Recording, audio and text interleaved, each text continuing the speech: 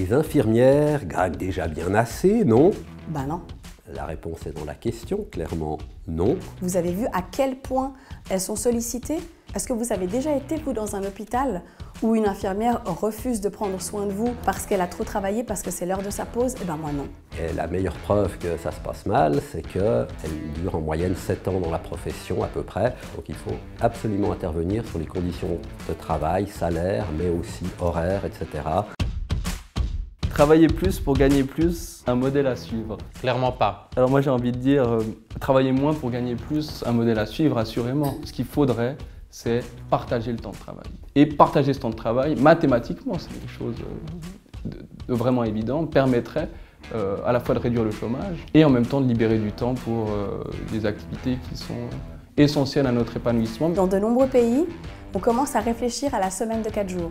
Alors pourquoi pas continuer à réfléchir sur ces types de transformations sociétales pour aller vers une société, non pas où travailler plus veut dire gagner plus, mais où travailler moins veut dire vivre mieux. 2 semaines de congé paternité, c'est suffisant? Bah évidemment non. Il faut un vrai congé parental pour tendre à l'égalité salariale. C'est un bon début. Je crois qu'on a des modèles scandinaves qui indiquent que c'est parfaitement possible, que les entreprises s'en portent très bien et que c'est même totalement prévu dans leur mode de fonctionnement. Et pas seulement pour les femmes, il nous faut un congé parental évidemment, équitablement partagé entre les deux parents. Et le Parti socialiste défend également le congé parental pour les personnes du même sexe. Est-ce que les syndicats ne sont pas suffisants pour faire respecter les droits des travailleurs et des travailleuses?